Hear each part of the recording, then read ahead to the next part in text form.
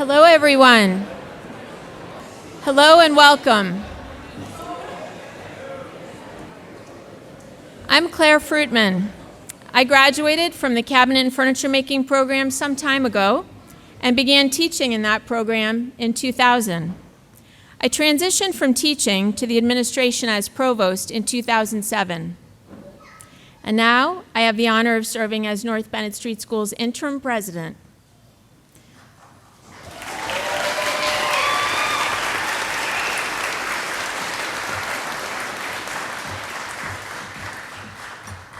Fair warning, it's likely I'll be crying. I've been to every North Bennett Street School graduation since 1994, and I can honestly say it never gets old. Seeing the proud, joyful faces of graduating students and their families, friends, instructors, and supporters, everyone, gathered here in celebration of all you've accomplished is always deeply moving.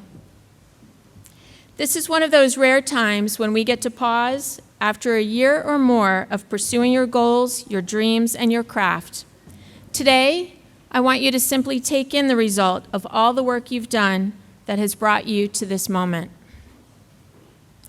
Graduation is a celebration of completion, but it's also a moment of transition, from student to practitioner, from this small, intense, skilled community to a broader world, one that very much needs what you've built here. So before we talk about what's next, I'd like to reflect for a moment on what it took to get to now. You arrived at North Bennett from a wide variety of paths. Some of you had never picked up a chisel or clamp before your first day. Others had years of experience but came seeking more refined knowledge. Some of you came straight from school, others from the military, and still others from entirely different careers. For instance, we have a former journalist, a farmer, and a pharmacy technician, among others. From walking through the workshops, machine rooms, tuning rooms, the bindery, and other working spaces both in and outside of North Bennett, I know this for certain. What you built here wasn't just furniture, walls, books, or instruments. You built confidence. Because what we do at North Bennett has always been about more than tools and techniques. Yes, we teach knowledge and skills, but we also align our head, heart, and hands in meaningful work. It's part of our educational philosophy since our very founding 145 years ago. At North Bennett, we educate the whole person, fostering good judgment, persistence, organization, adaptability, and a deeper understanding of yourself and the world around you. I've seen this firsthand in our students this year. I know more than one graduating student who before North Bennett had never sharpened a plane iron and now can sharpen well enough to plane the toughest of wood to the thinnest shaving. There's another graduating student who had never done master keying before and can now tell me how many possible key combinations there are based on 3 levels of a keying plan for an institution with 45 changes, 91,125. And I know graduating students from jewelry making and repair who came in with no experience and now can flush set multiple stones in an hour. And these are just a few of the 94 people we're celebrating today who have all learned and grown during their time here. In many ways, our programs are rooted in traditions that are centuries old. But make no mistake, this is not a static place. Like life itself, North Bennett is a place of constant change. Projects shift, skills evolve, mistakes are made and learned from. Other mistakes are made and then learned from as well. You've lived this cycle. You've built resilience, and in doing so, you've grown not just as a craftsperson, but as a person. You leave today with something more enduring than a diploma or a certificate. You have knowledge, skill, and confidence, which together allow you to act with both care and purpose. These are the foundations of long-term success, not just professionally, but personally. Because building a life is not so different from building a project. You begin with a plan, but along the way you make adjustments. There are unexpected bumps and imperfect fits. You adapt, you refine, and if you listen to your materials, your clients, your collaborators, your own inner voice, you'll continue building something meaningful. Before I conclude and move on, a moment of thanks to all the families and friends and loved ones here. Thank you for supporting our students through long hours, the emotional ups and downs, and the countless cups of coffee. Your belief in them helped bring them to this moment.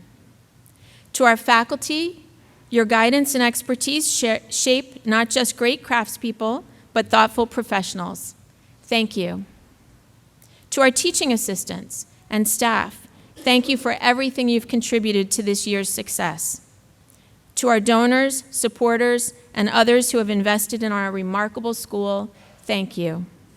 And let's not forget Tony Malionik, our organist today and fellow NBSS alum.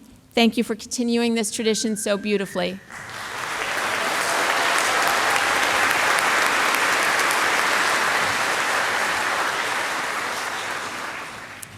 So, class of 2025, you are ready. I know it's scary, but you are ready. Not because your education is complete, but because you've developed the mindset to keep learning. You've built the skills and the confidence to take your work into the world and to keep growing, keep refining, and keep building. Congratulations on all you've accomplished. Today you leave as graduates and as craftspeople prepared not only to do excellent work, but to live with intention.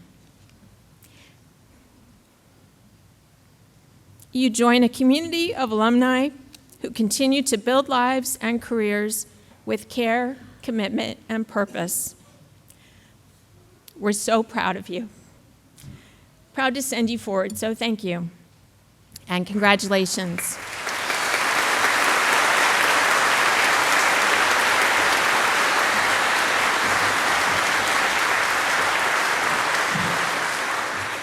And now, please join me in welcoming Tom Piemonte, the chair of the board at North Bennett Street School.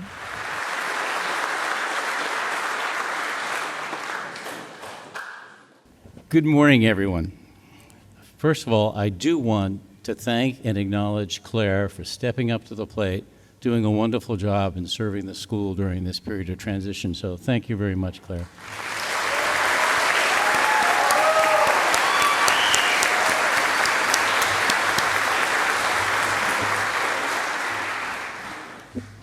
Congratulations to the class of 2025. And congratulations and thank you for everybody up here, friends and relatives who have been so supportive of our class this year. It's an honor for me to be here on behalf of the Board of Directors to tell you, each and every one of you, how much we're in awe of what you've done. Reflect for just a minute on what you've accomplished, the lessons you have mastered, the obstacles you have overcome through perseverance by taking a nascent idea and making it into a beautiful reality. And your dedication to meaningful work, and all of this is extraordinary. We're so fortunate to have talented instructors willing to share their precious knowledge so that you can share it with the world. You've been trained at the best and the most prestigious school in this great country in each of the disciplines. And when you leave today, you will be among the select few who can proudly say that you are a North Bennett Street graduate. Whether you're binding a book, preserving a precious architectural work of art, securing a safe, making a musical instrument, building a home, creating a Chippendale, perfecting the pitch on a piano, or setting a stone to perfection, you are following the tradition and the excellence of those who have come before you. And your work is meaningful, it's important, and it's permanent. You have mastered a skill that can change the world, transform your community, and improve the lives of those around you. It's a great responsibility and a privilege. And you know, sometimes inspiration comes from those who tell you that won't work, no. But North Bennett is all about yes. So go out and make your mark, create your legacy, and others will notice. And on a personal note, I want to thank you, for you have shown me how important dedication to craft is, how pride in your work brings joy, and how meaningful work connects all of us, and how it preserves the best traditions of those generations before us. So when you leave North Bennett, your work will be meaningful, important, and permanent. And treasure this, because you can and should make the world a better place for others. You now have the skill, and God willing, you will enjoy that privilege for years to come. On a lighter note, I'd like to share with you that on each of your diplomas, I got the privilege of actually signing it, which means when you go out and put that diploma somewhere and you have a meaningful accomplishment, a great job that you like, I feel I'm kind of honored to be there with you in spirit. So thank you for that too. So I want to congratulate each and every one of you. It's wonderful to be here.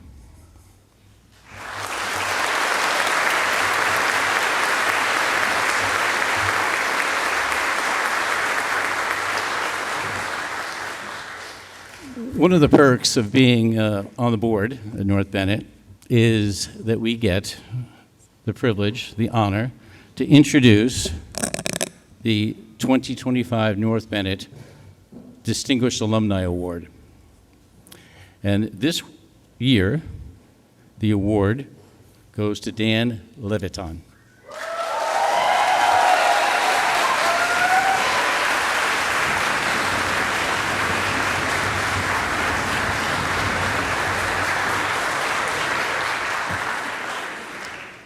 So Dan is an author, an instructor, a mentor who is immensely influential in the piano technology field.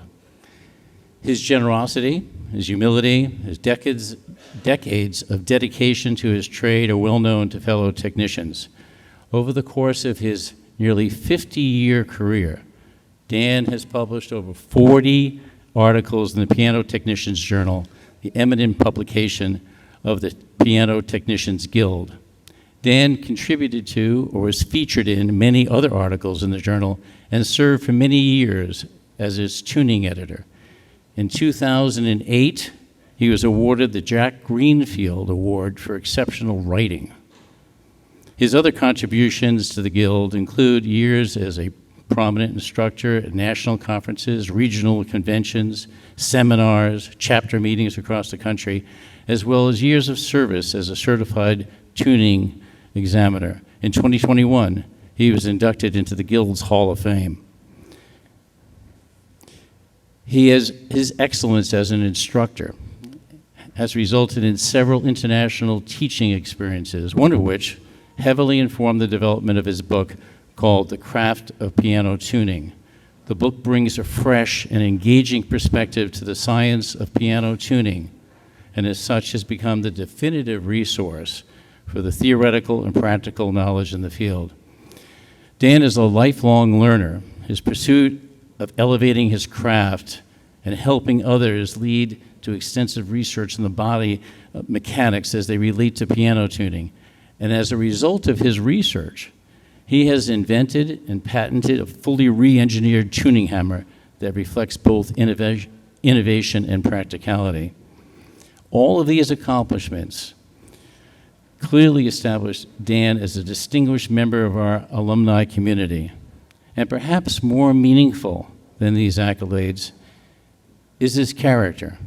He once navigated the streets of New York City by bicycle to ply his trade, taking equal delight in the service of instruments great and small, old and new, run down and precious. He remains generous with his time, serving as a mentor and a resource for technicians in the local area and far afield. And he is the type of person who is truly deserving of this honor, and he is humble about it. And for all of his accomplishments and talents, we are proud to call him one of our own. So please join me in congratulating Dan Levitan, our 2025 Distinguished Alumnus.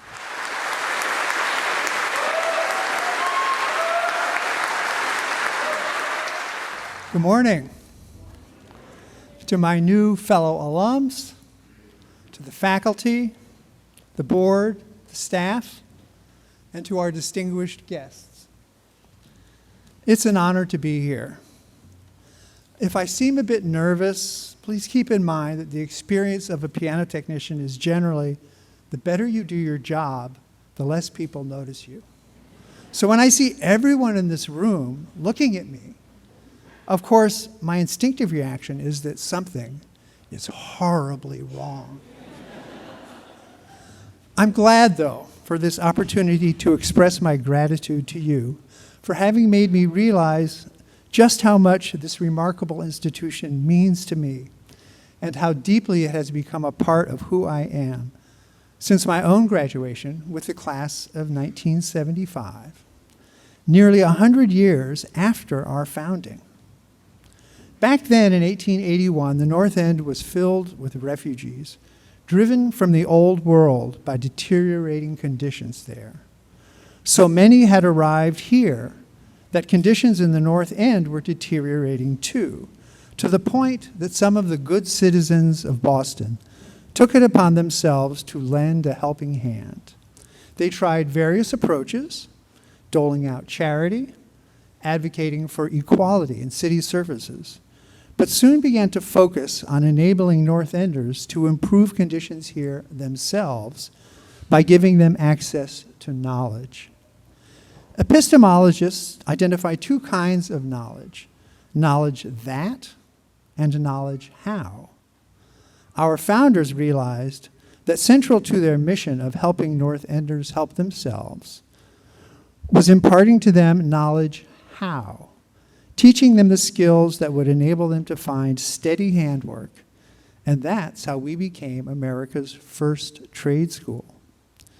It seems quaint today, but our founders considered part of our school's educational mission to be imparting virtues like cleanliness, orderliness, and punctuality that they believed were fundamental both to personal happiness and to strong, healthy communities. Our original building at 39 North Bennett Street happened to be next door to the place we're sitting now, the Old North Church, famously the church from whose spire 2 lanterns shone 250 years ago, warning the citizenry that the enemy were on the move. The lantern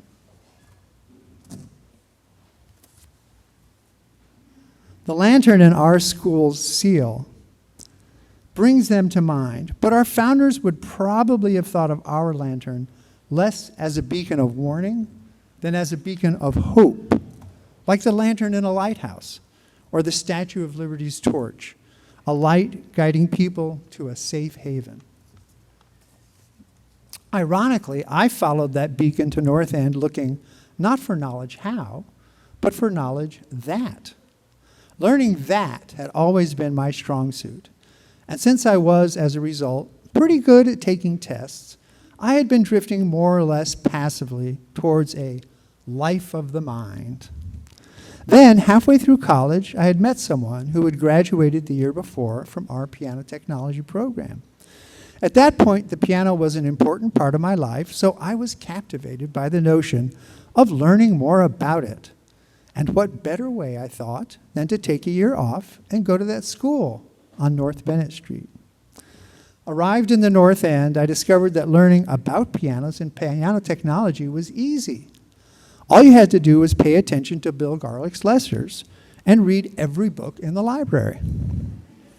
Most of our time, though, was spent learning how to work on pianos, which I discovered wasn't quite so easy.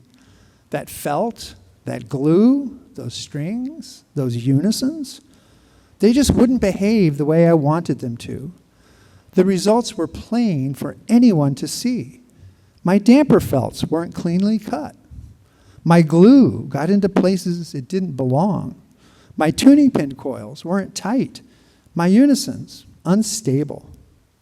However, I was coming into close daily contact with people for whom those things were behaving. Those were the ones among us whose strong suit was learning how. My work improved considerably when I began to use my hands and the implements in them like those people were instinctively using theirs, not just as tools to manipulate the things we were working with, but also as sensors, to learn about the nature of those things enough to get them to behave by allowing them to behave the way they wanted to behave anyway. Of course, none of us, not even Bill, knew everything there was to know about the world we were working in. Even for him, failure was always possible, and usually unpredictable. Now, I doubt that Bill considered instilling virtues in his students to be part of his mission in training us in piano work. However, the fundamentally unknowable and therefore capriciously arbitrary nature of the work we were doing was every day doing just that. It was encouraging us to be humble, to forgive both ourselves and others, and to react to inevitable setbacks with a sense of humor. To learn, in other words, some of the virtues that are fundamental both to personal happiness and to building strong and healthy communities.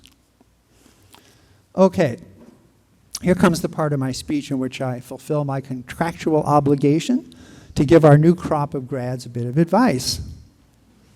In my 50 years of living a life of the hand, I have observed that the people who are most likely to become masters of my craft aren't necessarily the ones who naturally love their work. The ones who, because their strong suit is learning how, are kept at their benches by the pleasure they take in the act of shaping their materials with their hands and tools. Instead, it's the ones who are driven by a different kind of emotion, closer to hate, a kind of irritation born of the frustration that things aren't the way they're supposed to be, that impels them to return to their benches over and over again until they can't improve their work anymore. I learned early on that no such instinctive impulse drove my piano work.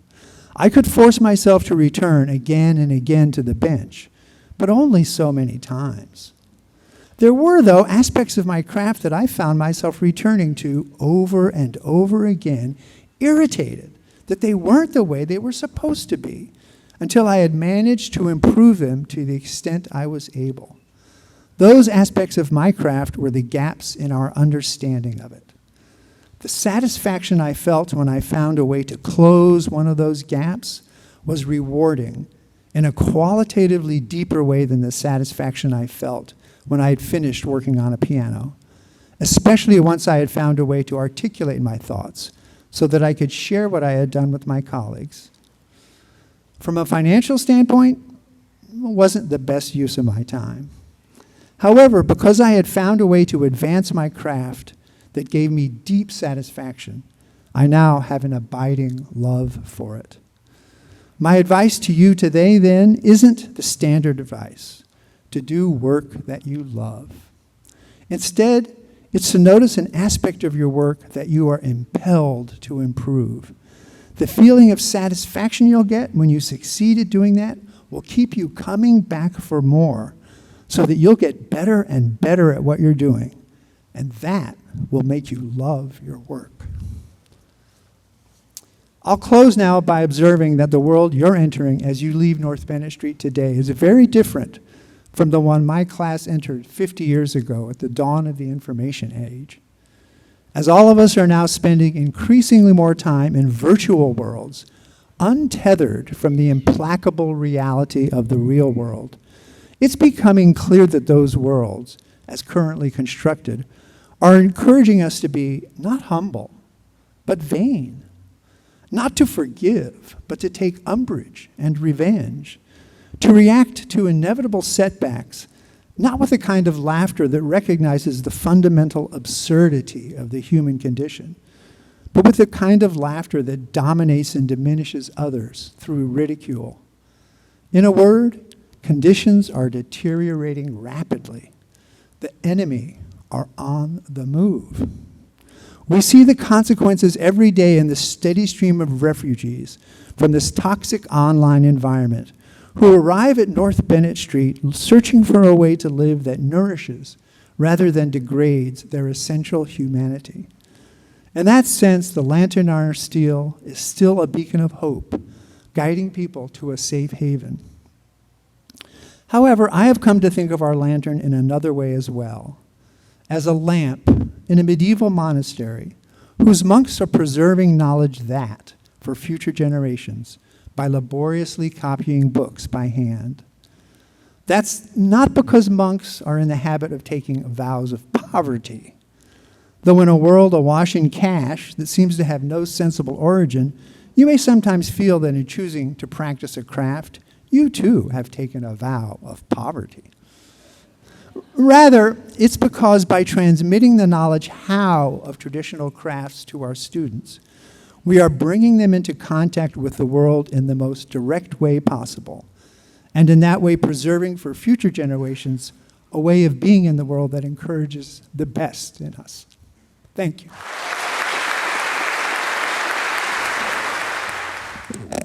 Thank you, Dan. We're so fortunate and proud to have you in our community. The award is well deserved.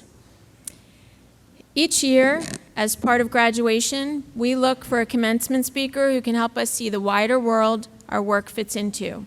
Someone who embodies values like service, community, and meaningful work. This year, I'm so pleased to introduce Corey J. Allen, a leader, educator, and advocate who brings those very qualities to his work every day. Corey is the inaugural Director of Industry Partnerships at the Boston Plan for Excellence. In that role, he builds bridges between education and career, helping students across Boston see pathways into meaningful work. His work is about building futures. This feels very familiar to us at North Bennett, because that's what we do too, just with different tools. Corey helps students understand their potential and equips them to realize it through real-world connections, learning opportunities, and confidence-building experiences. Before Boston Plan for Excellence, Corey led workforce development efforts at the Urban League of Eastern Massachusetts, and he's had a hand in shaping initiatives across the city that focus on access and opportunity.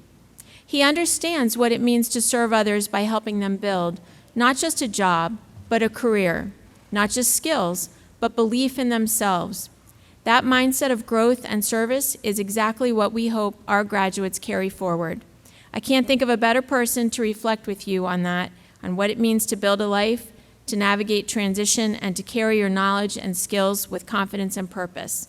Please join me in welcoming our 2025 commencement speaker, Corey J. Allen.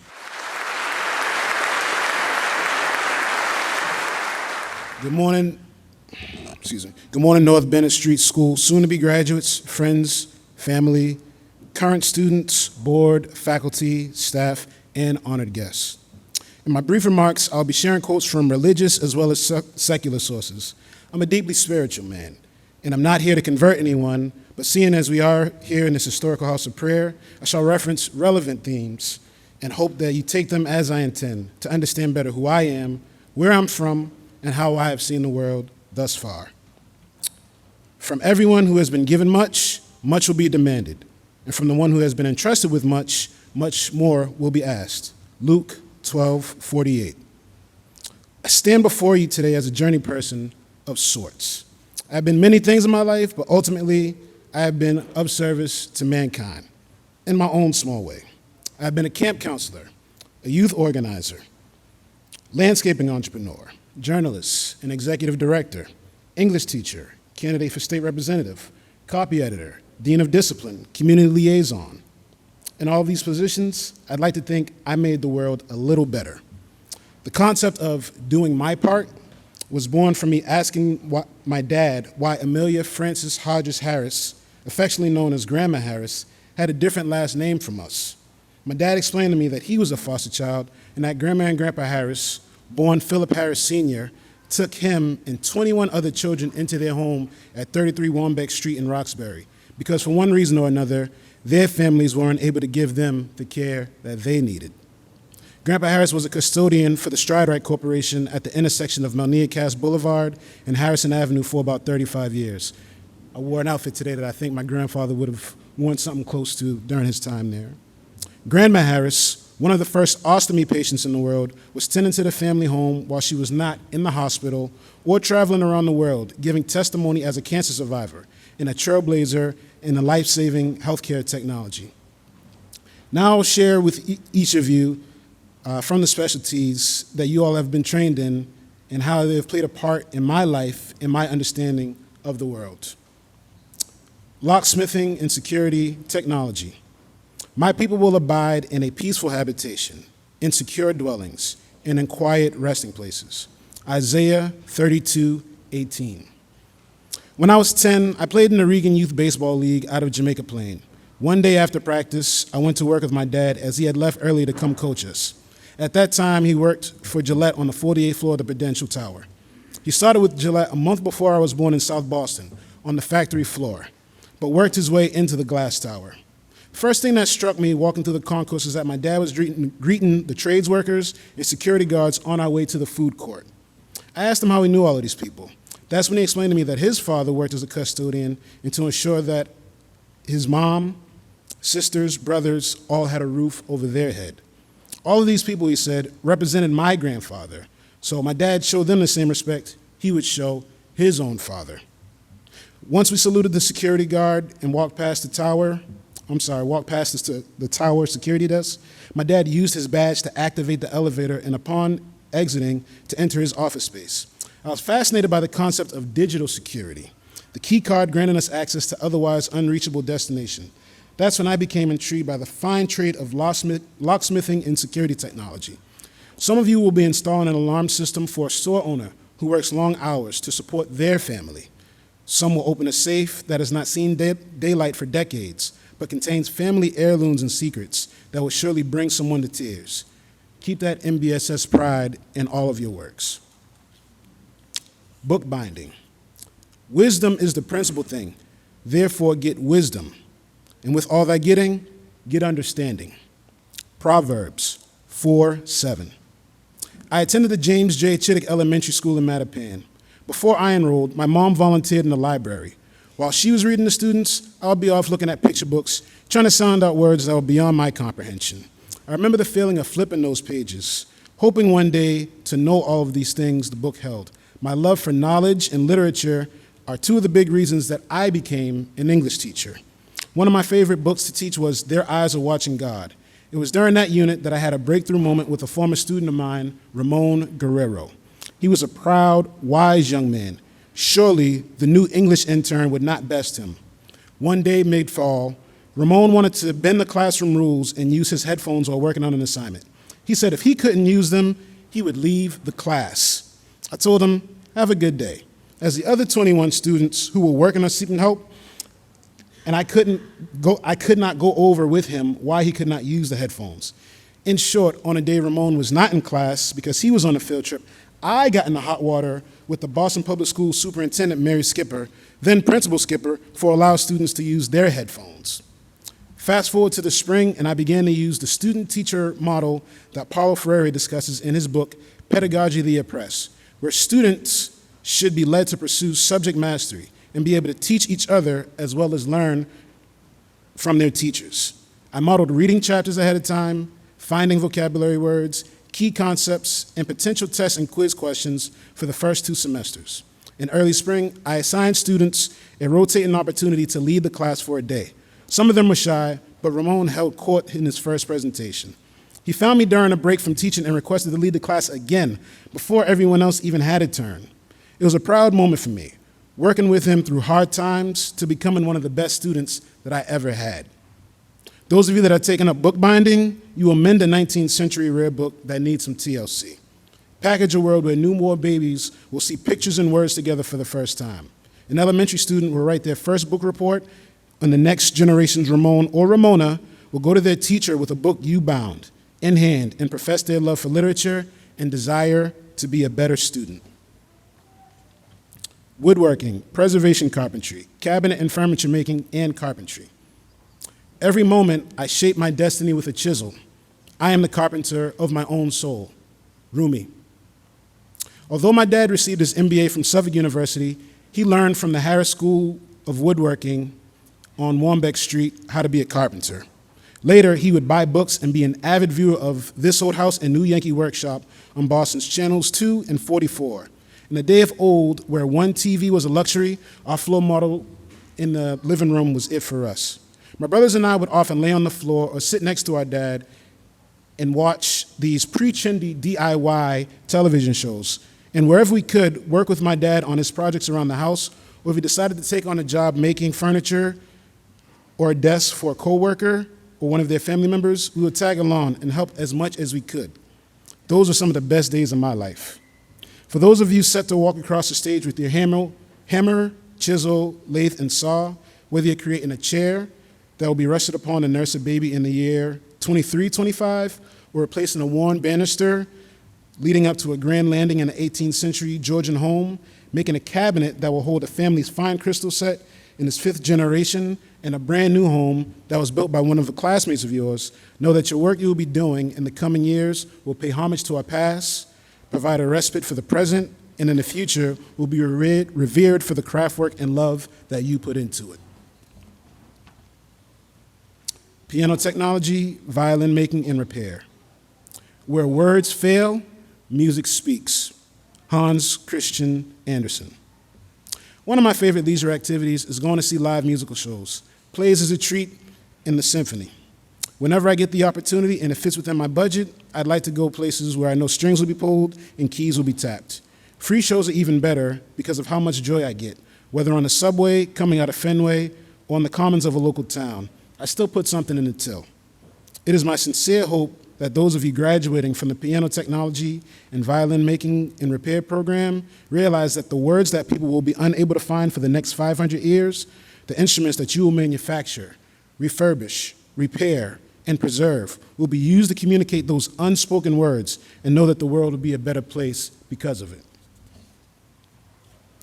Jewelry making and repair. Give not that which is holy unto dogs, neither cast ye your pearls before swine, lest they trample them under their feet and turn again and rend you. Matthew 7:6. I love jewelry, even though the most I wear is a watch. I enjoy seeing how people choose to portray their feelings using their jewelry. One of my favorite examples is Margaret Thatcher, who, based on her mood and the tone of the meeting, would wear a brooch that would for sure set how she was going to join. In that same vein, vintage jewelry that has been passed down through a family or sold through various channels needs to be properly cleaned and maintained, repaired so that these pieces can maintain their form, shape, and function for years to come. Whether you're commissioned to create new pieces or you'll be repairing or restoring historical pieces, the way that people express themselves or pass down wealth will be in your hands.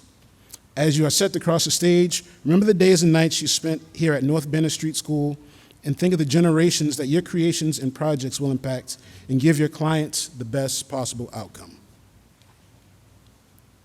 In conclusion, the late, great Keith Love, my first Boston education and former Marine, who took me under his wing when earning my one-year master's degree in education, became difficult, had a ton of sayings, but my favorite is what I leave with you. Respect the individual, respect the process, and deliver what you promise. In your respective fields, you are all of service to mankind. You will make the world a better place. You will create and mend and tune and mentor. But in your chosen path, through the nation's first trade school, you too will change this world. Congratulations on your graduation, and enjoy this next chapter on your journey.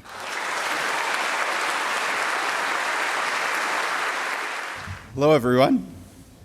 I'm Nathan Money. I'm the academic administrator here at North Bennett Street School. I'm also a graduate of both basic and advanced piano technology. As the printed program reminds us, finishing the requirements for graduation at North Bennett Street School takes hard work, commitment, and dedication. Today, we gather to honor the extraordinary achievements of the class of 2025. To begin, I'll invite the instructors of each program to come forward. Graduates, when I call your name, come down the center aisle, make your way across the platform and use the outside aisle to return to your seat. Before we start, I want to draw your attention to a couple of special details. The diploma covers that all the graduates will be receiving were bound by the bookbinding program.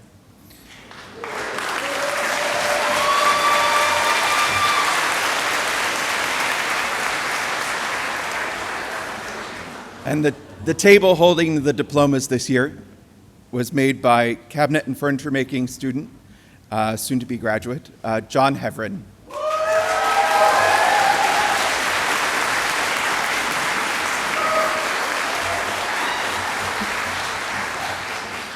Let's begin. Please welcome bookbinding instructors Jeff Altapeter and Martha Kearsley.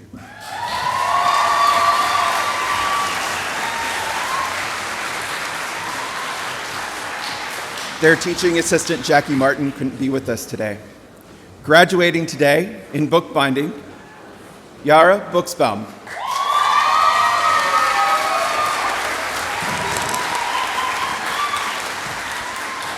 Sandra Haynes.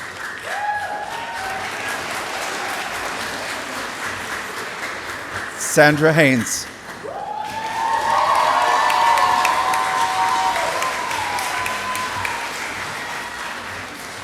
Laura Craigle.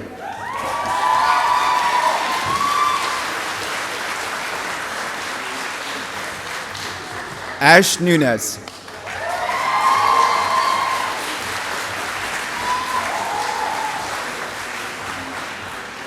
Stephanie Sieverding.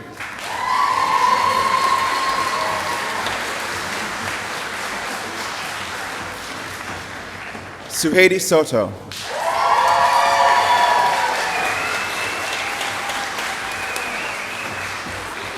Annie Ujifusa.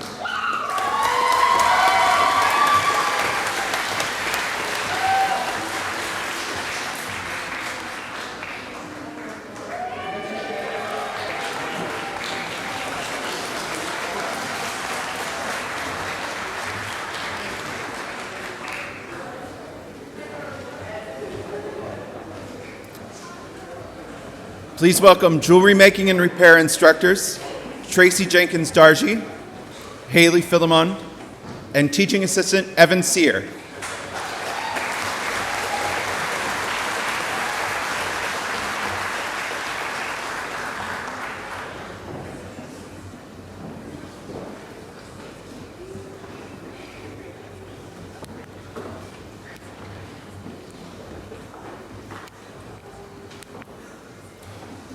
Graduating today in jewelry making and repair, Riley Freitas.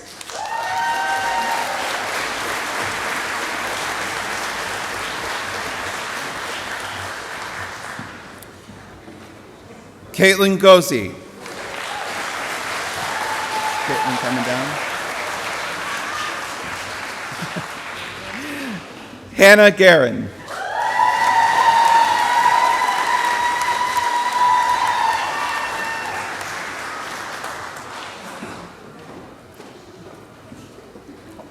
Bailey David Napoli.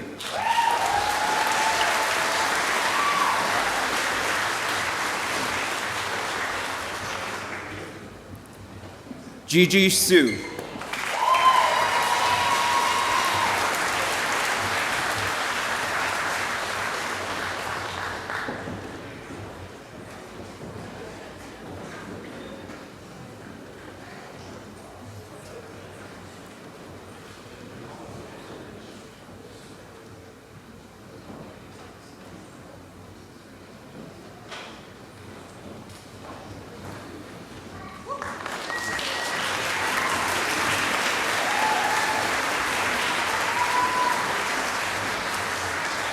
Please welcome violin making and repair instructor, Roman Barnes.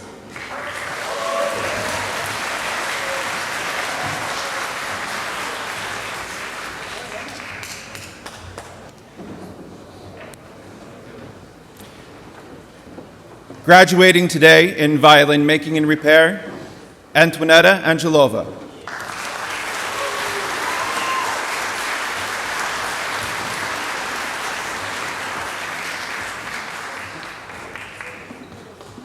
Ed Augustin.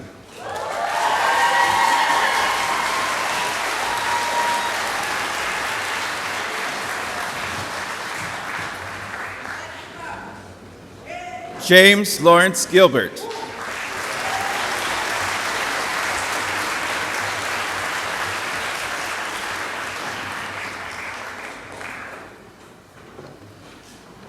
Emmeline Nguyen.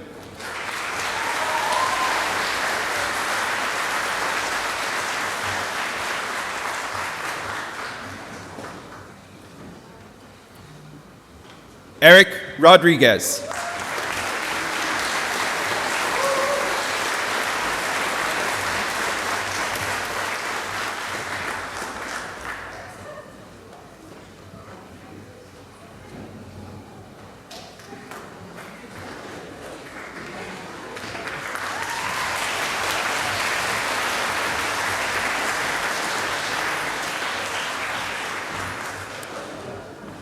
Next is locksmithing and security technology. Instructor Eddie Dacius. Teaching assistant Christian Locke.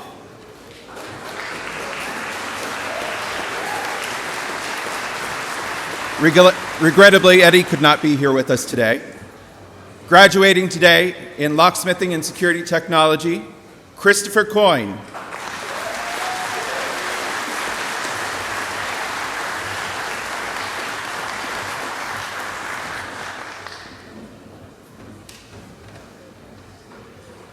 Samuel Clifford Diggins.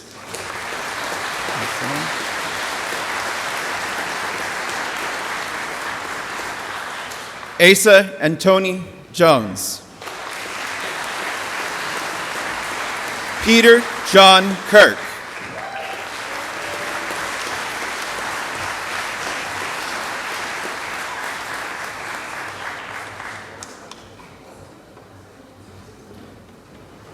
Philip Wen.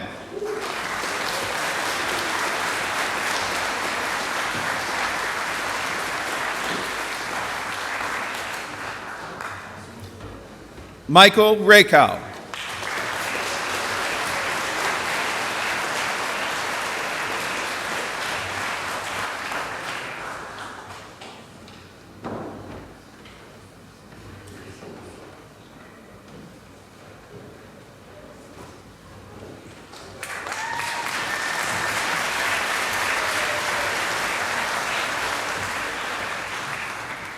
Please welcome carpentry instructors Peter Smith, Brock Leindecker, and teaching assistant Lori Vance.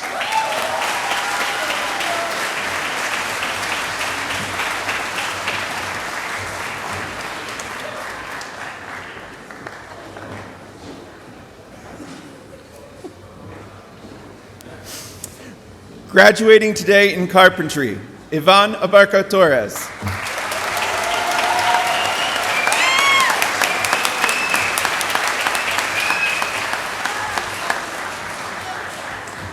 Aidan Bridwell.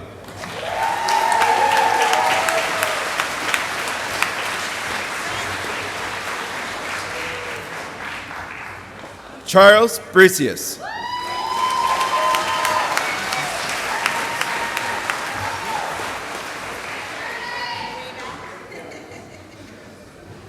Michael Calvert.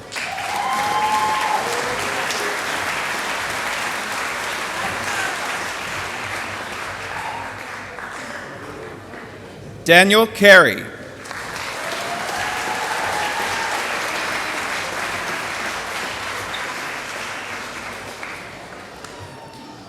Anthony Koba.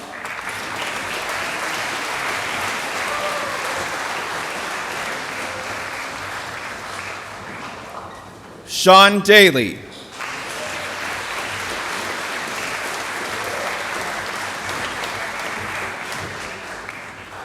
Peter Delrose.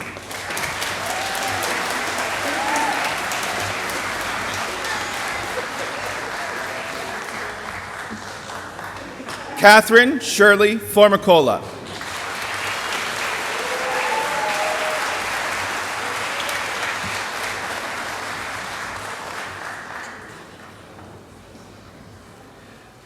Adaret Goldfeder.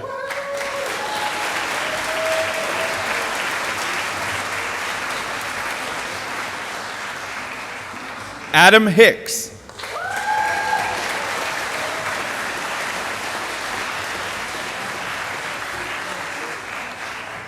Lily Keats.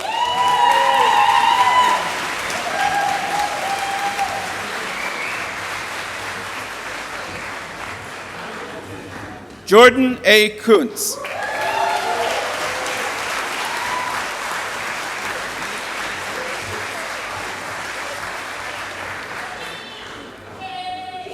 Damon Lawson.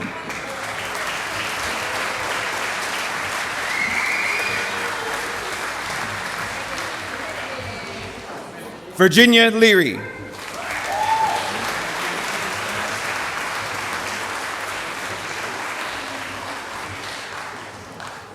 Robert C. McNamara.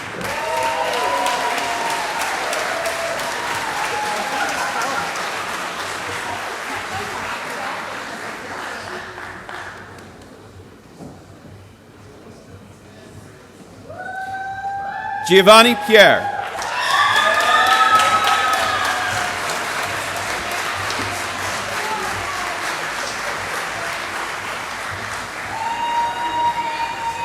Malachi J. Pierre.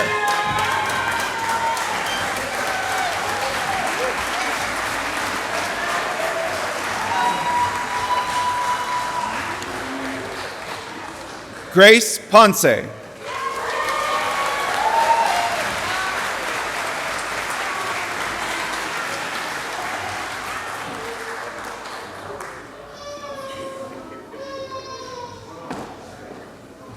Joaquim Price.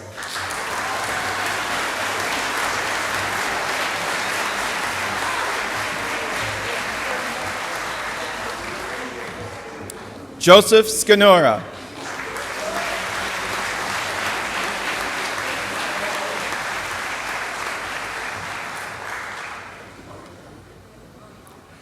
Brian J. Shannon.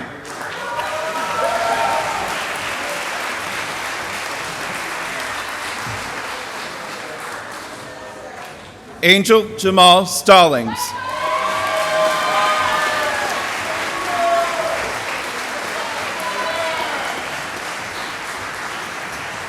Alexandra Gabriela Vogel.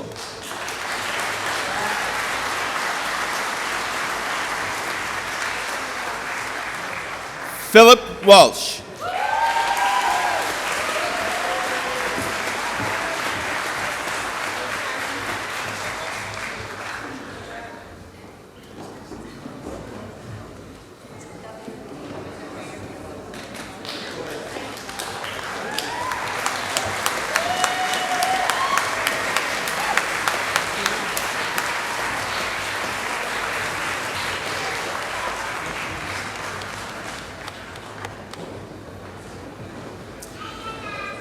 Please welcome piano technology instructors Emily Townsend, Debbie Sear, William Cobb Roper, Hillary York, and teaching assistant Harrison Applegate Blitch.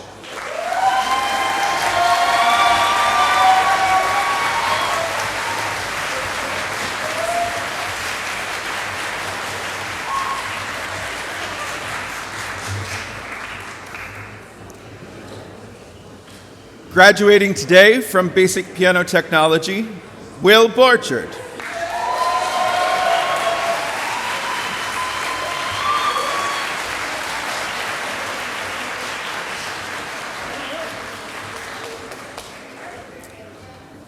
Meridian.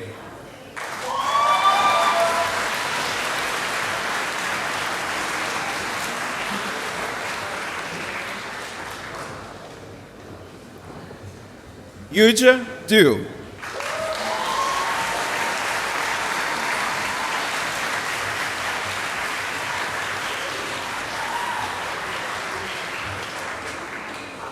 Morgan Hazel Elliott.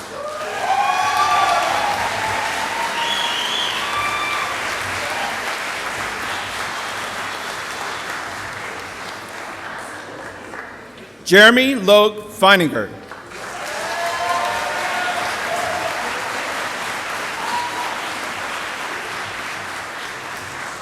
Matthew Flickner.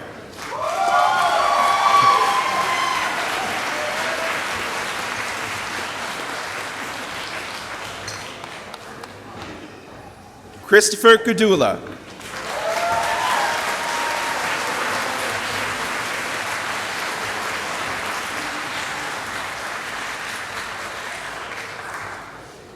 Isaac Grunfeld.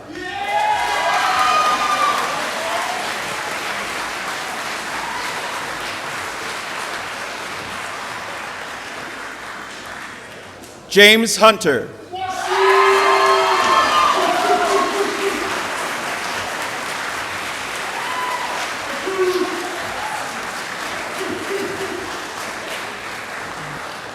Adam James Lorson.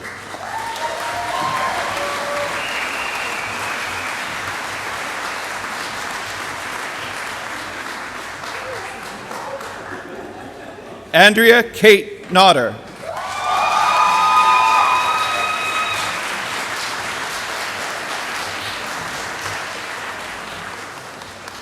Joel Frederick Payton.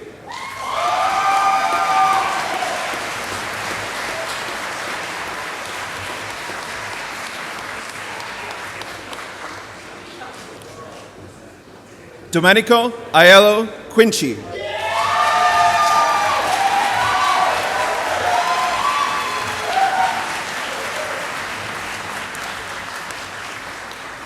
Patrick Valentine.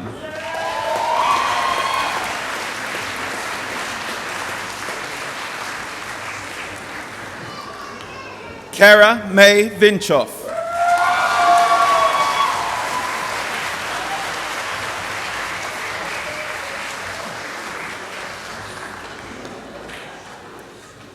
Graduating today from Advanced Piano Technology, Fletcher Christian Calderbank.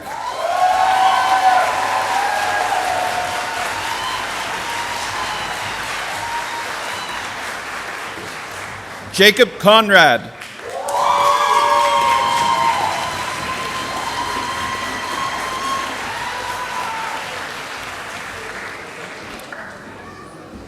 Daniel Keeval Lev.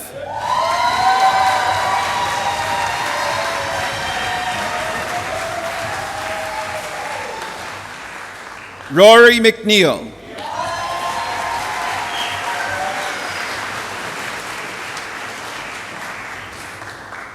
Evan Michaels.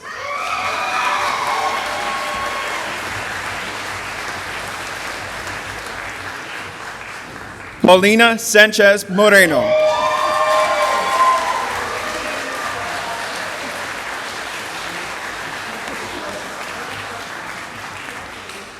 Lillian Marie Segura.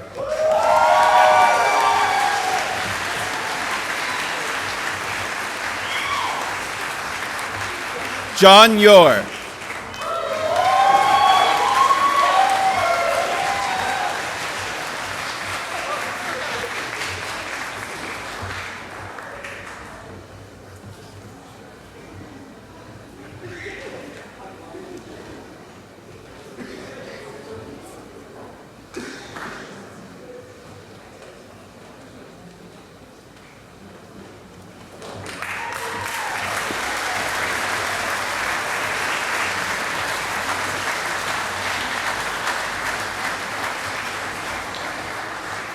Please welcome cabinet and furniture making instructors Jamie Pope, Ellen Caspern, Nick Miraldo, Lance Patterson, Matt Wada, and teaching assistant Juliana Heck.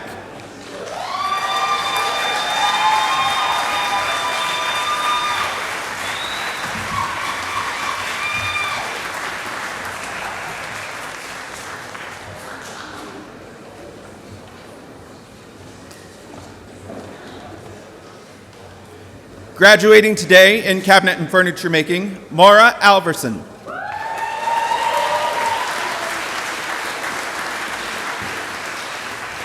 Johanna Louise Abrams.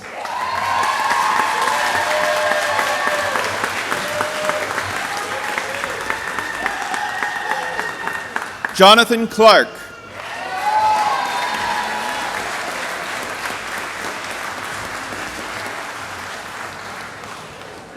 Deanna, the frog culprit, Cohen.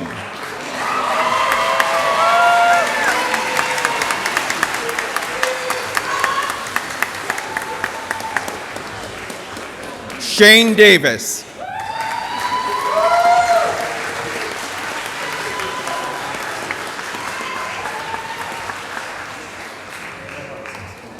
Isaac Diaz.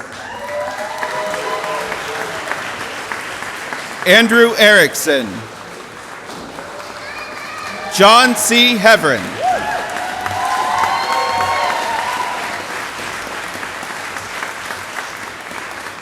Caroline Knight.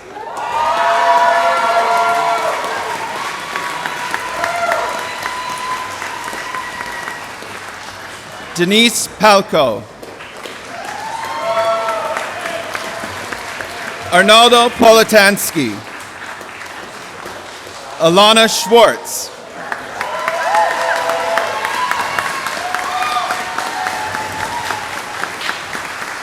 Robert Solomon.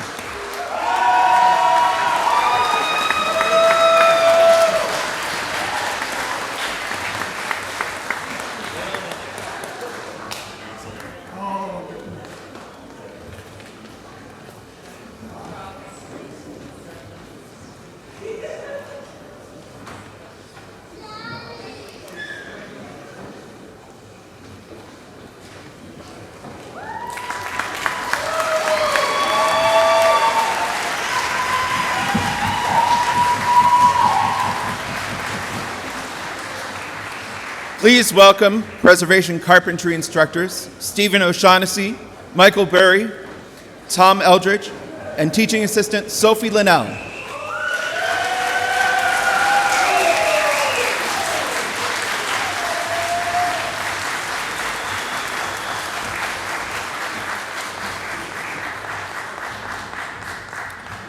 Graduating today from Preservation Carpentry, Chase Allen.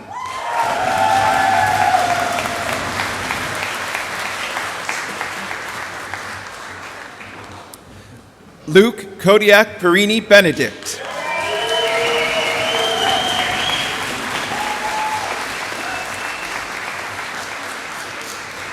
Gavin Briggs.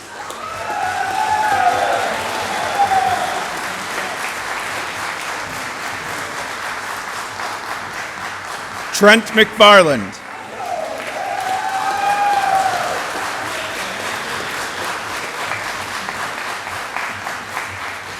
Matthew Murphy.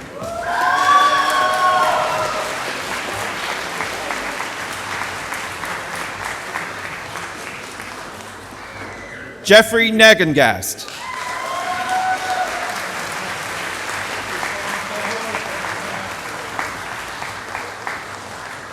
Gabriela Parlapiano.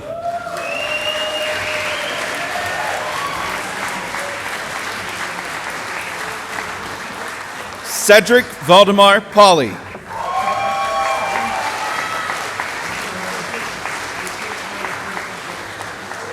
Helen Sandy.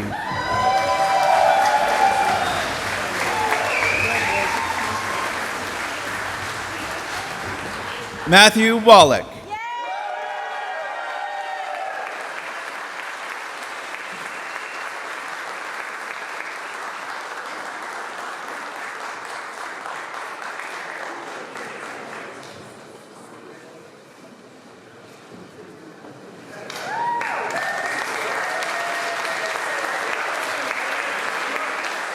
Okay, I'll be crying for sure.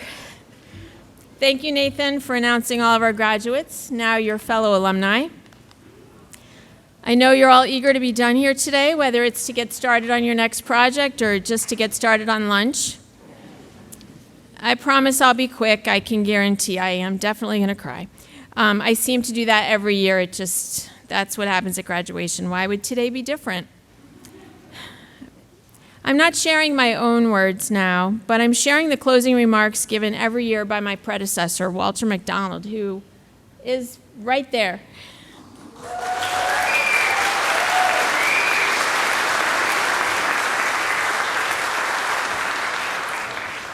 He shared these remarks when I graduated long ago, and I've been to every graduation since. I always cry, even when I didn't know anybody. Just to hear his words again, I always thought of them as my annual pep talk, and they've continued to inspire me over the years, and I hope they inspire you. We may be almost finished here, but it's far from over. There's a lot more to do. There will be mistakes from which you will learn.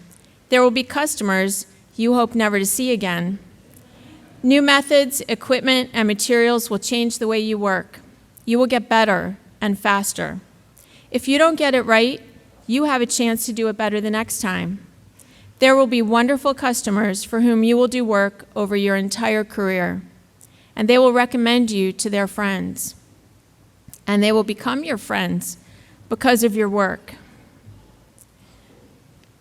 There will be a time when you finish a job, look at it, and realize that just a short time ago you could not have done it, and you would not have even known where to start.